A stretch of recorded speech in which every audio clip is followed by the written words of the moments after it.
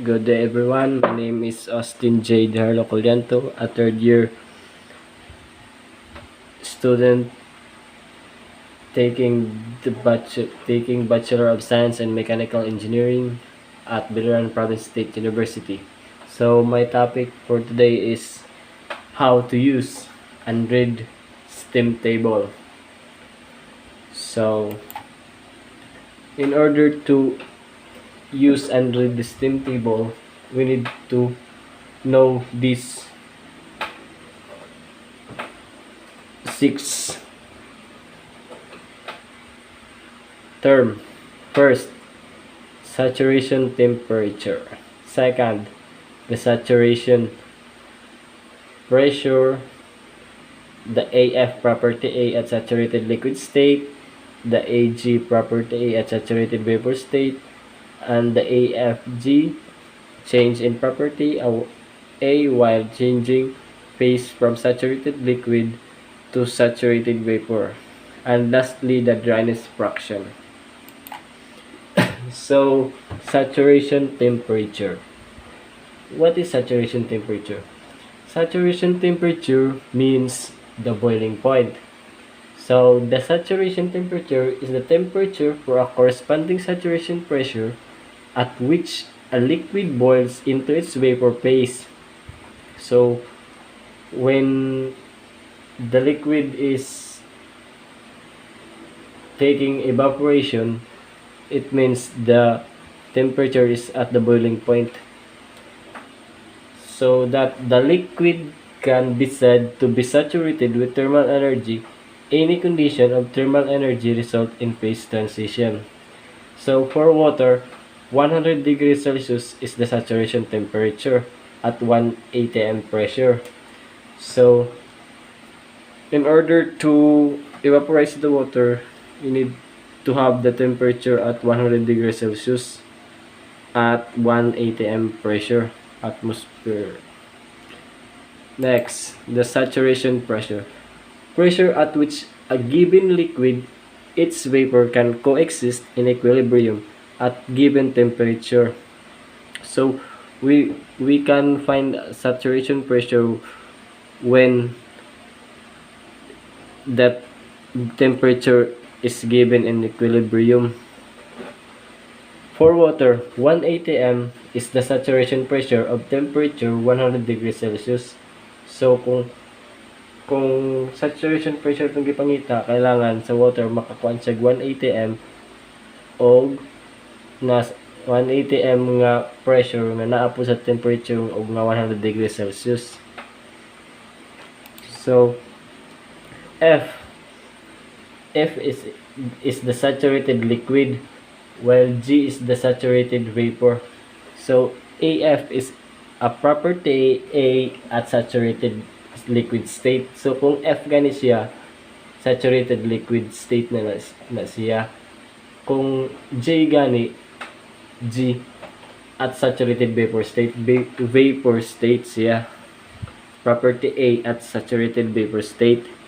So kung AFG, change in property A while changing phase from saturated F, which is liquid, to saturated G, which is vapor. So last, the dryness fraction.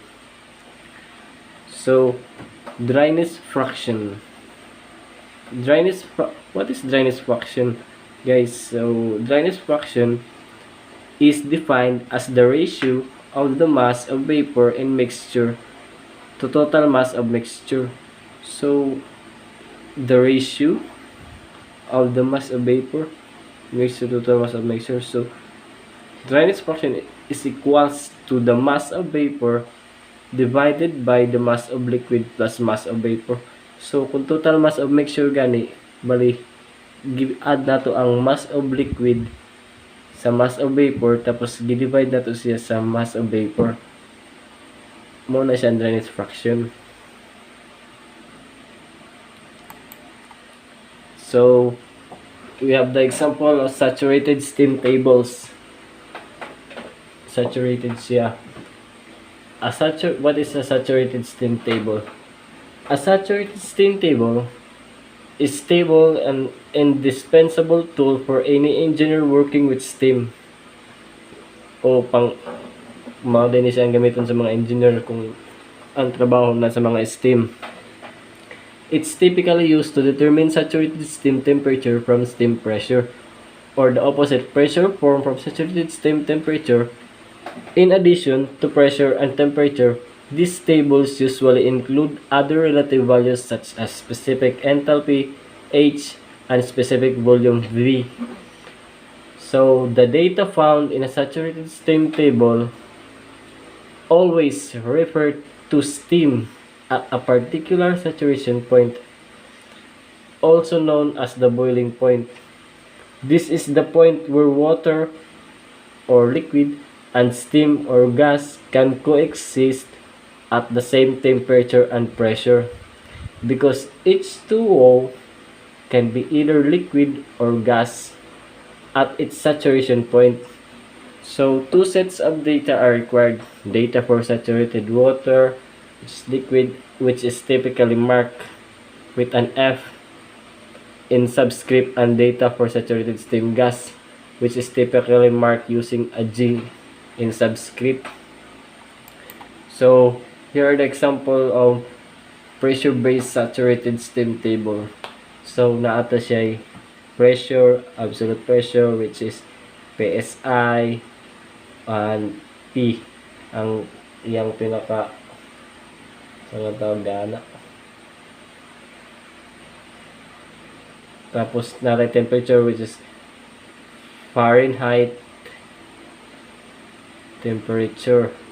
So temperature Fahrenheit. Tapos specific volume nato, which is cubic feet per pound. Ang VF niya mo ni siya, yung nato pa ganina V kuha ni siya ang F liquid state, tapos ang G vapor state. So mao po na siya diri sa kuan.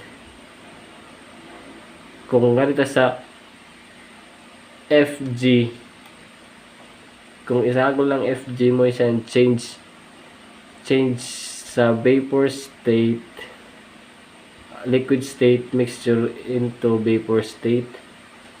So mo na siya guys ang example nato sa pressure based saturated steam table.